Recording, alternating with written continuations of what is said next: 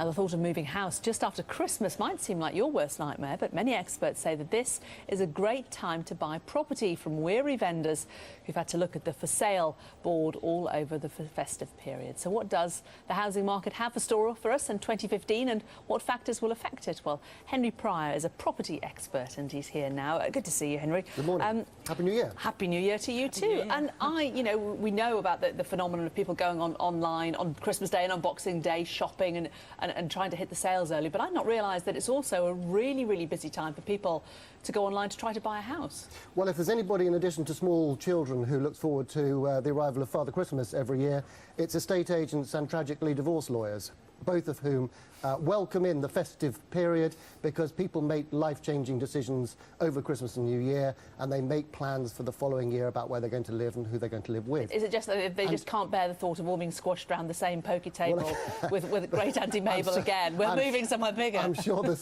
certainly that, or they need a bigger kitchen in order to have a bigger oven in order to cook a bigger turkey. Who knows? But you're quite right. There used to be a very seasonal housing market in this country, and the housing market stopped over Christmas and the New Year, and it stopped in the summer. But in recent years, we found that the housing market has continued, with people wanting to buy and to rent properties over the festive period. And as we know from the big property websites like Rightmove and Zoopla, 10 to 20 million visitors to those big websites, people looking, searching, inquiring about new properties. So we know there's a good pent-up demand and there's a good appetite, and until the country starts to grind to a halt because of snow and frost, then people will get out and they will go and look at houses. And is it a good time to be buying or a good time to be selling? Well, this year is an interesting one because we've got a general election in 124 days' time. That will put uncertainty into the market, and buyers in particular will only really commit, or tend to only commit, over a general election period if they're very, very confident they're getting a good deal. So I suspect that in the first quarter of this year, people will be nervous about committing to a property because they don't know what the outcome of the election is going to be and what whoever is elected, what difference that will make to the housing market. In the second quarter of the year, they'll be all sitting around discussing with estate agents and surveyors about what changes actually come as a result of whatever the result of the general election is. So the first half of this year will be good for buyers. Sellers will start to get their turn, I suspect, in the second half of the year. Interesting. How do you think the market's doing generally? Is it cooling? You know, for years it's been going up and up and up.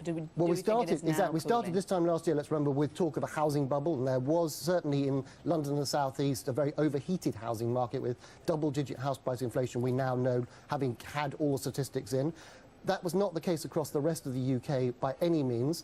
Most of areas of the UK now are getting back towards where they were at the time of the credit crunch in 2007-2008, but there are some big uncertainties about the housing market through 2015. Most commentators are talking about gently rising prices of perhaps between 2 and 5%, but we have to remember that house prices are not predicated necessarily on supply and demand. We had figures yesterday that told us that mortgage approvals were at a 17-month low. Now that's dull but important because it's the availability. Why is it low at the moment, the mortgage approval rate? Because we had some changes that came into effect in the spring of last year. The rather blandly called mortgage market review that we talked about at some length in the spring when this came out, and what it was doing was to try and make lenders rather more responsible and make sure that if the economy were to slip and slide as it did in the credit crunch of 2007-2008, that banks wouldn't be exposed in the way that they were, and that the taxpayer wouldn't have to come and bail them out. So the mortgage market review has made it much harder for people to get credit,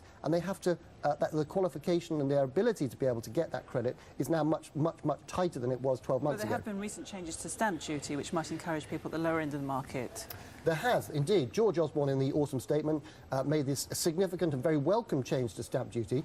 Inevitably, he couldn't resist a little bit of politics coming into it, so what could have been a very cost-neutral change to the advantage of everybody, it's actually cost the taxpayer 800 million because he's made it cheaper for roughly 98% of people to buy a new house. The problem with that is that almost certainly, if you give people an extra, on average, £4,500, they'll probably use that money to compete with other people for the shortage of property that's now for sale. Because we are in the middle of what's been described as a housing crisis, we don't have enough houses, people will use that extra money to try and buy and therefore to compete with other buyers, and that will drive house prices up, I think, by about 1.6% over and above what we would have got anyway in 2015. Interesting stuff. It's going to be an interesting year It to is watch. indeed. Henry Fryer, thank you very much for joining us. Thank you. Sports coming up next. Here's Joe.